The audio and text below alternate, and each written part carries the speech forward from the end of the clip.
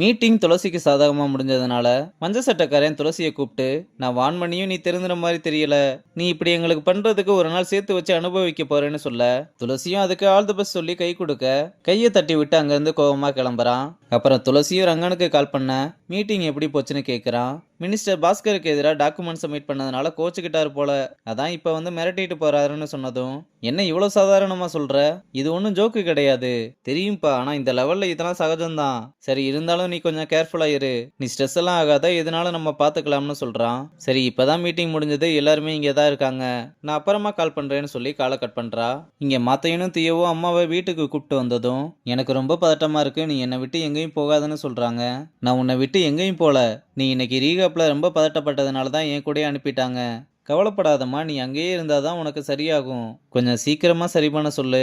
சரிம்மா, நான் சீக்கிரமா சரி பண்ண சொல்றேன்.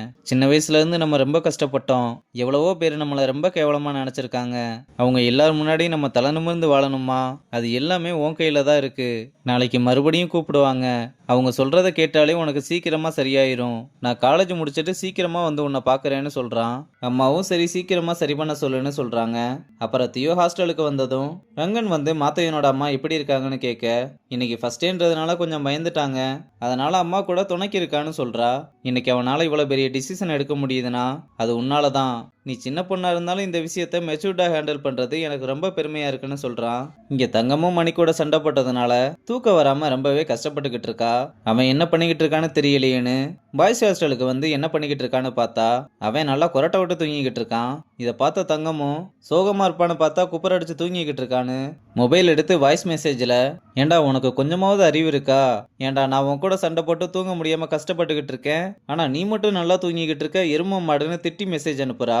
ஒரு பக்கம் லவர் கூட சண்டை போட்டு ஒருத்தி தூங்காம கஷ்டப்பட்டுக்கிட்டு இருந்தா, இந்த பக்கம் ஜாக்கி மாத்தையன் கூட சண்டை போட்டு அவன் இல்லாததுனால தூங்க முடியாம ரொம்பவே கஷ்டப்பட்டுக்கிட்டு இருக்கான். எம்என்சி கூட லோக்கல் கிரவுண்டில் மேட்ச் ஆடினதுக்கு அப்புறம் நம்ம பிளான் இப்ப எந்த ஸ்டேஜ்ல இருக்குன்னே தெரியலன்னு புலம்பிக்கிட்டு இருக்கும் போது அப்ப ராஜேஷ் அந்த பக்கம் போறதை பார்த்து அவனை கூப்பிட்டு, எங்களோட கெஸ்ஸிங் மட்டும் கரெக்டா இருந்தா இந்நேரம் எம்என்சியில பெரிய விரிசல் விழுந்திருக்கணும், அதை கண்டுபிடிக்கிறதுக்கு உன்னோட ஹெல்ப் வேணும். என்னடா இவ்வளவு சீப்பா இறங்கிட்டீங்க, இதுக்கெல்லாம் என்னால ஹெல்ப் பண்ண முடியாது, நீ எல்லாம் மாத்தையன் கிட்ட அடி வாங்கியும் தெரிந்தலையில, ஹெல்ப் பண்ண முடியாதுன்னா பேசாம போடா மயிருன்னு அனுப்பிவிட்டு இப்ப நம்ம யார்கிட்ட தான் ஹெல்ப் கேட்கறதுன்னு யோசிச்சு பார்த்து பத்மா கிட்ட வந்து என்ன தனியா உட்காந்துருக்க, ஃப்ரெண்ட்ஸ் எதுவும் செட் ஆகலையான்னு கேட்டா, அன்னைக்கு என்னமோ ஐ டோன்ட் கேர்னு சொல்லிட்டு போனா இப்ப என்ன புதுசா அக்கறை வந்துருச்சு, அவன் அன்னைக்கு ஏதோ டென்ஷன்ல இருந்திருப்பான், ஃப்ரீயா விடு. இப்ப எம்என்சியில யார் கூடயாவது கான்டாக்ட்ல இருக்கியான்னு கேட்க, எனக்கு அவங்க யார் கூடயும் பேசுறதுல இன்ட்ரெஸ்ட் இல்லைன்னு சொல்லிட்டு போறா.